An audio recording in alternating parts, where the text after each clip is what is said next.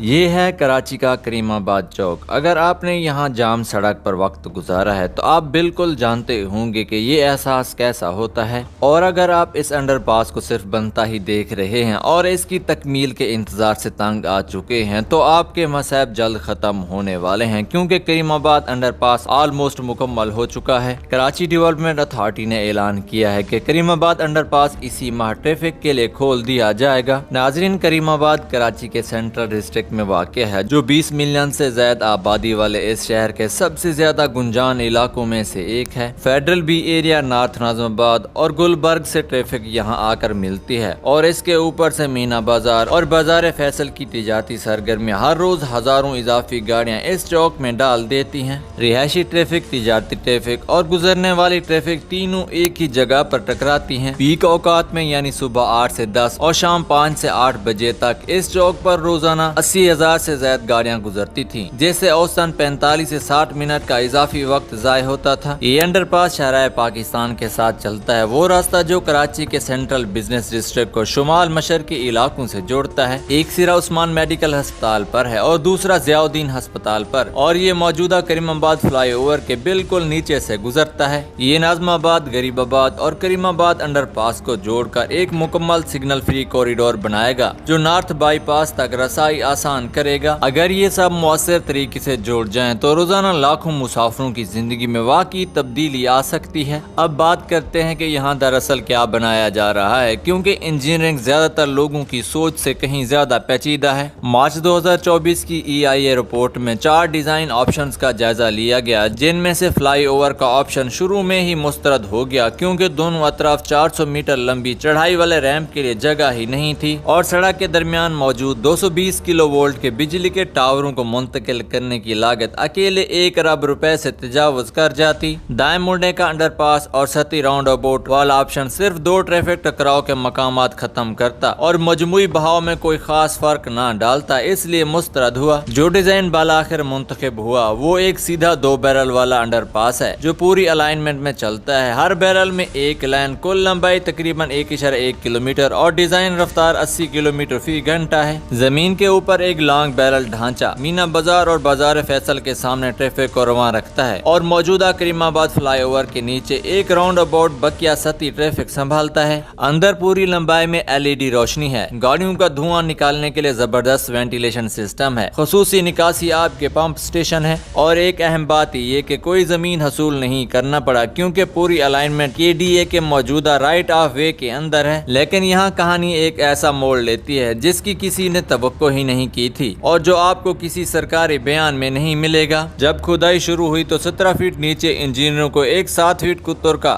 Gravity water مین ملا، 60 سال پرانا وہ پائپ جو لیاقت آباد، ناظم آباد اور آس پاس کے علاقوں کے 20 لاکھ لوگوں کو پانی فراہم کرتا ہے۔ اس کی وجہ سے انڈر پاس کی گہرائی، جو اصل میں 18 فٹ منصوبہ بندی کی گئی تھی، اب 49 فٹ ہو گئی۔ اس پائپ کو 1 ملی میٹر بھی ہلانا ناممکن تھا۔ اگر یہ پائپ ذرا بھی ہلتا تو وسطی کراچی ایک ہفتے کے لیے پانی کے بغیر رہ سکتا تھا۔ اس کے ساتھ کے الیکٹرک کی 220 kV کیبلز، KWSB کی سیوریج لائنز اور ٹیلی کام کی تاریں بھی احتیاط سے منتقل کی گئیں، جن کی لاگت 60 ملین روپے سے زائد تھی۔ کراچی ڈیولپمنٹ اتھارٹی نے پورا منصوبہ ڈیزائن کیا تھا، مکمل EIA تیار کی تھی، بجٹ منظور کیا تھا، اور بظاہر کبھی یہ چیک کرنے کی زحمت ہی نہیں کی کہ زمین کے نیچے اصل میں کیا ہے، اور نتیجہ یہ ہے کہ انڈر پاس کی گہرائی، جو اصل میں 18 فٹ منصوبہ بندی کی گئی تھی، اب 49 فٹ ہو گئی۔ اس ایک دریافت نے سارا ڈیزائن بدل دیا، سارا بجٹ تبدیل ہو گیا اور ساری ٹائم لائن بدل دی۔ اس کے علاوہ ٹھیکیدار نے سائٹ پر صحافیوں سے بات کرتے ہوئے بتایا کہ 8 مہینے تک حکومت کی طرف سے 1 روپیہ بھی نہیں ملا، ادائیگیوں کے بغیر مواد نہیں خریدا جا سکتا تھا، مزدوروں کو باقاعدگی سے تنخواہیں نہیں دی جا سکتی تھی، اور کام کی رفتار سست پڑ گئی۔ ناظرین، رمضان کے بعد جب ادائیگی کی یقین دہانی آخرکار دی گئی تو کام فوری طور پر 24 گھنٹے 3 شفٹوں میں تبدیل ہو گیا، لیکن نقصان پہلے ہی ہو چکا تھا۔ منصوبے کی لاگت، جو ابتدا 1 ارب 30 کروڑ سے 50 کروڑ روپے تھی، بڑھ کر 3 ارب 50 کروڑ سے 3 ارب 82 کروڑ روپے تک پہنچ گئی، تقریباً 3 گنا اضافہ، اور یہ خالصتاً سندھ حکومت کی سرمایہ کاری ہے، کوئی وفاقی فنڈنگ شامل نہیں۔ اصل ڈیڈ لائن جو 2025 کے شروع میں تھی مس ہو گئی، لیکن ایک انسانی قیمت ہے جو سرکاری دستاویزات میں مکمل طور پر ظاہر نہیں ہوتی، اور وہ مینا بازار اور بازار فیصل کے دکانداروں سے ملاقات راتوں میں واضح طور پر سامنے آئی۔ دکانداروں نے بتایا کہ فروخت 30 سے 60% تک گر گئی ہے۔ جہاں پہلے دن میں 50 سے 60 گاہک آتے تھے، اب مشکل سے 20 آتے ہیں۔ پارکنگ جو پہلے وافر تھی مکمل طور پر غائب ہو گئی ہے۔ گاہکوں نے تعمیراتی افراتفری میں آنے کی بجائے گھر سے آن لائن آرڈر دینا شروع کر دیا ہے۔ بہت سے دکاندار 2 سے 3 مہینے کرایہ ادا نہیں کر سکے۔ خواتین 3 فٹ اونچے ملبے کے ڈھیر پر چڑھ کر مارکیٹ جا رہی ہیں، بوڑھے ہاتھ پکڑ کر گزر رہے ہیں۔ 3 سال گزر گئے اور کسی نے عوام سے آ کر سیدھی بات تک نہیں کی۔ یہ ایک حقیقی پالیسی ناکامی ہے جسے شروع سے ہی دور کیا جانا چاہیے تھا۔ اب وہ سوال جو ہر کراچی والے کے ذہن میں ہے، مونسون میں یہ ڈوب جائے گا نا؟ ناظرین، انجینئر کا جواب یہ ہے کہ بارش کا پانی جمع ہونے سے روکنے کے لیے